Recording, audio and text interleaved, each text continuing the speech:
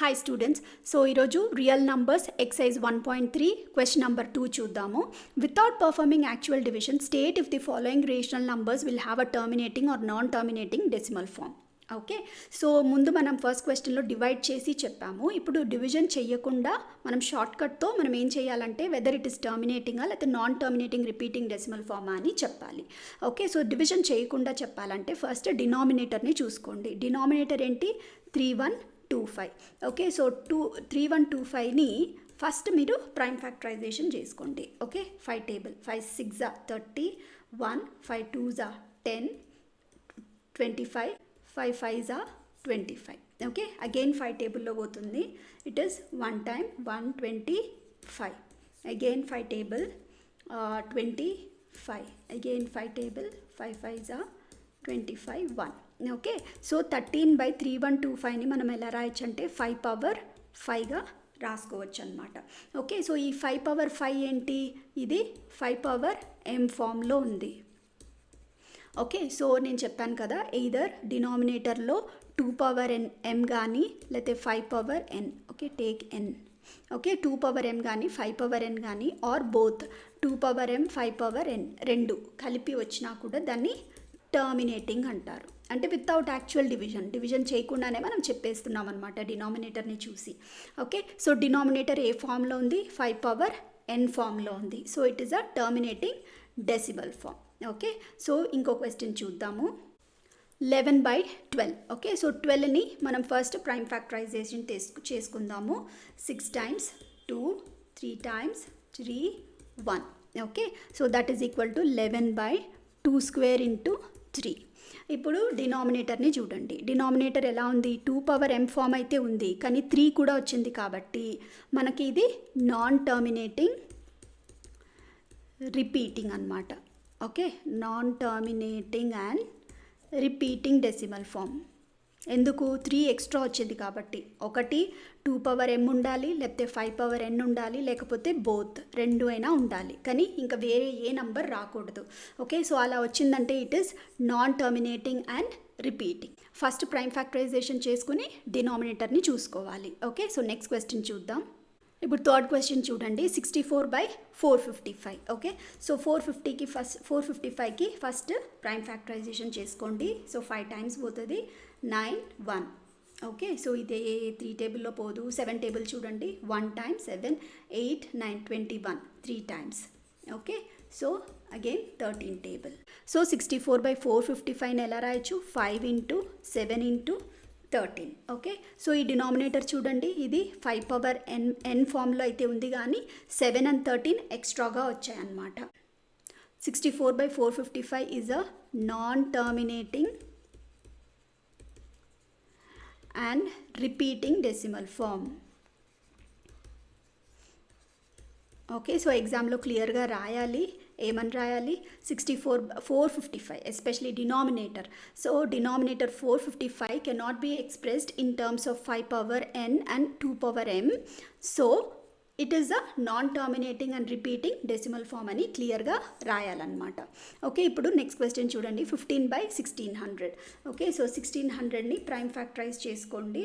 2 800, 2 400, 2 200, 200, 250, 2 25 5 times 5 5 25 1.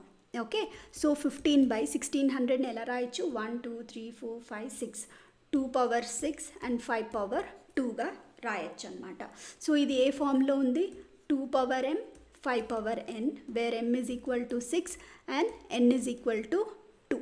Okay, so ఈ ఫామ్లో ఉంది కాబట్టి మనం ఏం రాయొచ్చు? 15/1600 is a terminating decimal form. Okay, terminating decimal form. ఎందుకు? ఇది 2 power m 5 power n ఫామ్లో ఉంది కాబట్టి denominator. Okay, so next question చూద్దాం.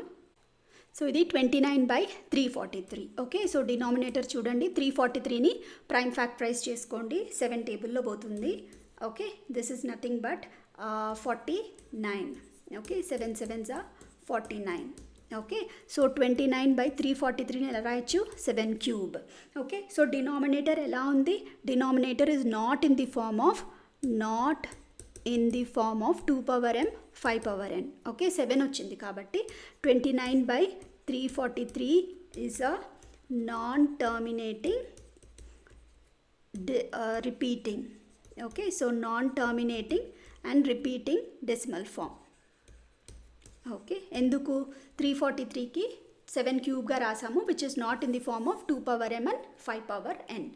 ఓకే, సో 6th క్వశ్చన్ చూడండి, 23/2 power 3 5 స్క్వేర్. ఓకే, ఇది ఆల్రెడీ అంటే ఇది డినామినేటర్ వచ్చేసి already 2 power m 5 power n ఫామ్లో ఇచ్చారు. Okay, so 23/2 cube 5 power 2 is in the form of, ఇలా రాయాలి మీరు ఎగ్జామ్లో, in the form of 2 power m 5 power n.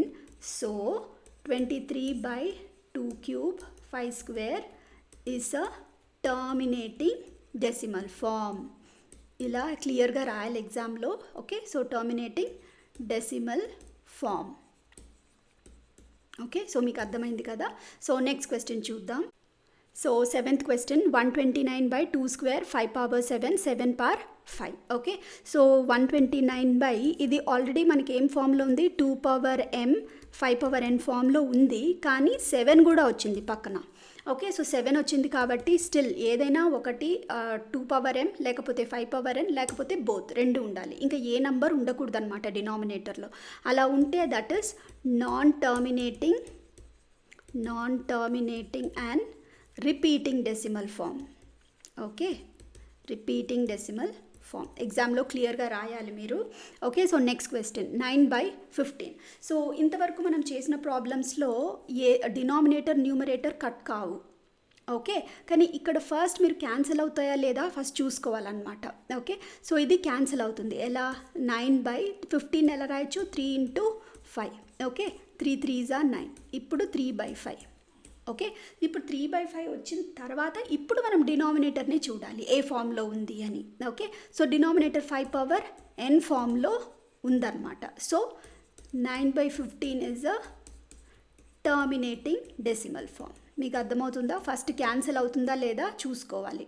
Okay, తర్వాతే డినామినేటర్ని ఫామ్లో ఉందా లేదా చూసుకోవాలన్నమాట. ఓకే, సో నెక్స్ట్ క్వశ్చన్ చూద్దాం. So 9th question, 36/100. సో 100ని ఫస్ట్ ప్రైమ్ ఫ్యాక్టరైజ్ చేసుకోండి 2 టేబుల్లో.